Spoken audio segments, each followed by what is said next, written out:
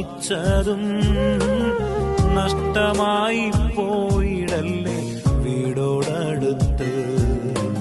നിത്യ വീട്ടിലെത്താനിനി അല്പദൂരം മാത്രമേയുള്ള സമയം പാഴാക്കാതെ ഉണർന്നു കൊള്ളുക.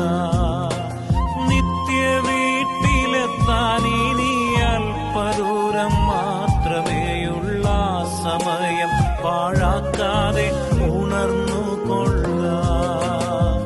ഞാൻ നിന്നെ ഒരു നാളും അനാഥനായി വിടുകില്ലെന്നരുളിയ കരുണാനിധി.